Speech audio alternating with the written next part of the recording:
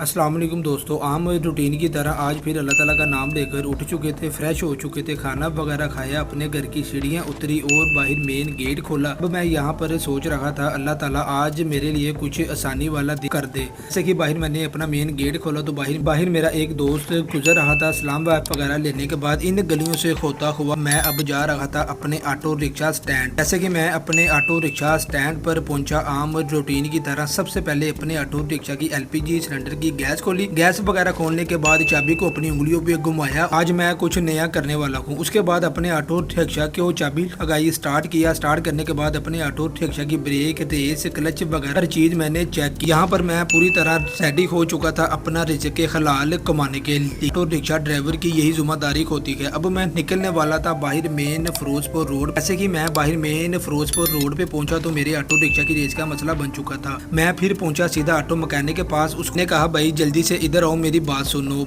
उसने कहा भाई क्या हुआ? मैंने कहा भाई इसकी रेस का मसला बन चुका है, इसको जल्दी से चेक करो। कहता शुएब भाई आप परेशान ना हो, ये तो मेरा 5 मिनट का काम है। अगर आप लोग भी ऑटो रिक्शा चलाते हैं तो आप लोगों के ऑटो रिक्शा की रेस एकदम से अड़ जाती है, हार्ड हो जाती है, यानी कि एक ही जगह पे स्टॉप हो जाती है। तो आप लोग शुएब रिक्शा वाला की वीडियो देख के अपने ऑटो रिक्शा की रेस का काम खुद कर सकते हैं। सेम टू सेम यही तरीका आप लोगों ने अपने ऑटो रिक्शा में आजमाना है। जब आप लोग ऐसा करेंगे इंशाअल्लाह ताला अल्लाह ताला के हुक्म के साथ आपकी गाड़ी की रेस का जब भी मसला बनेगा तो आप लोग इसको आसानी ठीक कर सकेंगे। मेरे ऑटो रिक्शा की रेस बिल्कुल परफेक्ट हो चुकी थी, ठीक हो चुकी थी। मैकेनिक ने कहा शुएब भाई अब आप जाओ, जाकर अपना रिज़्क़ हलाल कमाओ। जैसे कि मैं वहां से निकला, मुझे एक 100 रुपए वाली स्पेशल सवारी मिल चुकी थी। मैंने एक स्पेशल सवारी को उतारा। मौसम चेंज हो चुका था, बारिश होने लगी थी। इस दौरान की सवारी आप लोगों को काफी ज्यादा मिल जाती है। एक सवारी मैंने यहाँ पर उतारी, एक सवारी मैंने आगे उतारनी थी। जैसे कि मैंने वो सवारी उतारी, बाद एक और मैंने सवारी उतारी तो मुझे घर से फोन आ गया, कहते शुएब जल्दी से घर आओ। और मैं यहाँ पर काफी ज्यादा परेशान हो चुका था। अल्लाह ताला के आगे दुआ कर रहा था अल्लाह ताला आसानी वाले मामला पैदा फरमा दो। मैंने अपने ऑटो रिक्शे को भगाया। मेरे सर में दर्द भी काफी ज्यादा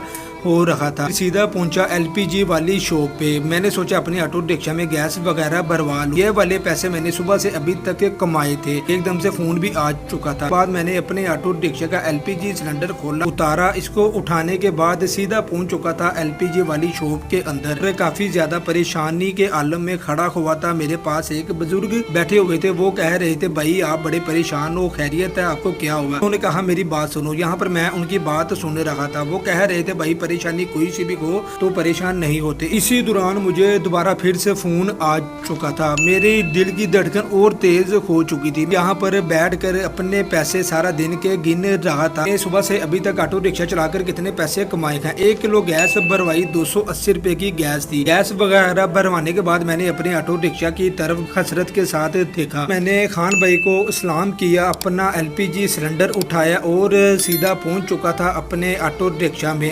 ये सिलेंडर को फिट किया। फिट करने के बाद अपने ऑटो रिक्शा को स्टार्ट किया। मुझे कुछ समझ नहीं आ रहा था, आगे पानी है, ईच एंड एवरीथिंग। अब मैं जा रहा था सीधा घर।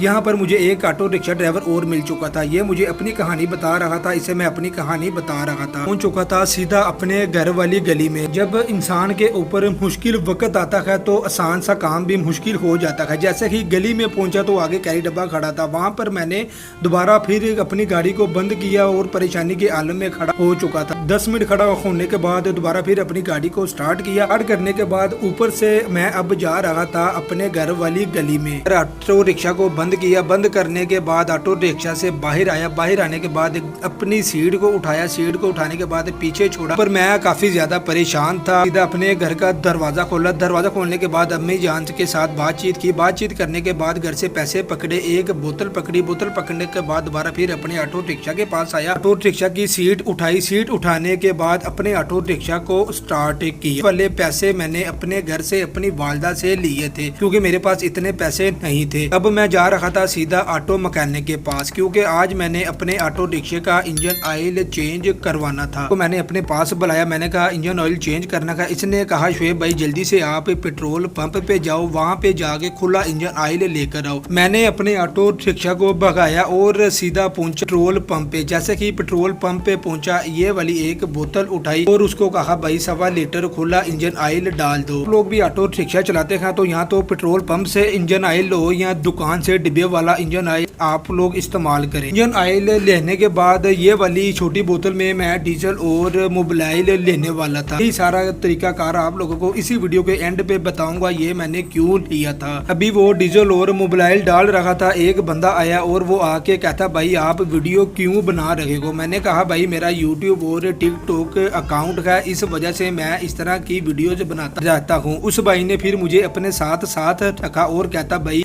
इधर आओ मेरे पास आओ, आपको मैं वीडियो बनाकर देता हूँ। ये वाली छोटी बोतल में मैंने डीजल और मोबिलाइल लिया, बड़ी बोतल में मैंने इंजन ऑयल लिया। लेने के बाद ऑटो रिक्शा को स्टार्ट किया। स्टार्ट करने के बाद अब मैं जा रहा था सीधा उसी अपने ऑटो रिक्शा मैकेनिक के पास। तो रिक्शा को बंद किया, बंद करने के बाद दुकान पे पहुंचा तो वहां पर जाके देखा तो मैकेनिक गायब हो चुका था। अब मैं परेशानी के हालत में बैठा रहा। उसके बाद आधे घंटे के बाद रिक्शा मैकेनिक वापस आया, इसको मैंने साथ सलाम की। मैंने कहा भाई आप लोग ऐसा ना किया करें, ये मेरा वो मैकेनिक है जो मेरे ऑटो रिक्शा को पहले दिन से लेकर आज तक देख रखा है, इस वजह से मैं इसका इंतजार करता रहा। अगला तरीका आप लोगों को लाजमी देखना चाहिए। जब भी आप लोग अपने ऑटो रिक्शा का इंजन ऑयल तब्दील करवाते हैं तो आप लोगों ने साइड से तेल नहीं डालना। आप लोगों ने कहना है भाई इंजन खोलो, इंजन खोल कर ऊपर से तेल डालो। इसका एक फायदा आप लोगों को ये होगा, आपके ऑटो रिक्शा के टैबलेट भी फौरन से चेक हो जाएंगे। सारा काम होने के बाद जो मेरे ऑटो रिक्शा से इंजन ऑयल निकला था वो मेरे हक हलाल की कमाई थी। मुझे ऐसे लग रहा था जैसे ये मेरा खून पसीना हो। ये वाला तेल अभी मैंने आपको वापस नहीं करना, ये वाला तेल अपने ऑटो रिक्शा की बॉडी पे लगाना है। इंजन ऑयल बॉडी पर लगाने का मकसद ये है अगर आपके ऑटो रिक्शा को जंग लग जाता है तो आप लोग अपने ही ऑटो रिक्शे का खराब इंजन ऑयल अपने ऑटो रिक्शा की बॉडी पर लगा सकते हैं। इसका फायदा ये होता है आपके ऑटो रिक्शा की बॉडी को कभी भी जंग नहीं लगता और आपके ऑटो रिक्शा की लाइफ उम्र बढ़ जाती है। इंजन ऑयल तब्दील हो चुका था। अब मेरा काम था छोटी बोतल का रिक्शा को स्टार्ट किया। स्टार्ट करने के बाद अब मैं पहुंचा सीधा अपने ऑटो रिक्शा स्टैंड के बाहर। अगर तो आपके पास ये वाली चीजें हैं तो आप लोगों का ऑटो रिक्शा ऐसे का हो जाएगा जैसे आप लोग अभी शोरूम से लेकर आए हैं। फिर से आप लोग 100 रुपया दे के अपने ऑटो रिक्शा की कमानियों, शाखों और हैंडल को डीजल और मोबिलाइल करवाते हो तो अगर वही 100 रुपया आप लोग खुद से इस्तेमाल कर ये वाला सामान लेकर आए तो आपका ऑटो रिक्शा इतना नरम, इतना सॉफ्ट हो जाएगा कि आपकी सोच भी नहीं होगी। देख सकते हैं ये मैं 100 रुपये का लेकर आया था, उसके बाद भी मेरे पास डीजल और मोबिलाइल बच चुका था। यानी कि मैंने 50 रुपये में अपने ऑटो रिक्शा को बेहतरीन कर लिया था। यहाँ पर मैं बैठा हुआ था तो बारिश काफ़ी तेज़ स्टार्ट हो चुकी थी। बाद मैं सीधा पहुंचा अपने ऑटो रिक्शा स्टैंड पर। बारिश काफ़ी ज़्यादा तेज़ थी, बाहर आने का दिल नहीं कर रहा था। फिर मैंने कहा भाई बाहर जाकर बारिश का इंजॉय कर लिया जाए। मैंने अपने ऑटो रिक्शा को बंद किया, एलपीजी गैस वगैरह मैंने बंद की। बंद करने के बाद अब मैं स्टैंड से बाहर जा ही रहा था तो एक रिक्शा ड्राइवर आया, कहता शोएब भाई आज आप जल्दी आ गए हो। मैंने कहा भाई मैं आज काफ़ी परेशान था।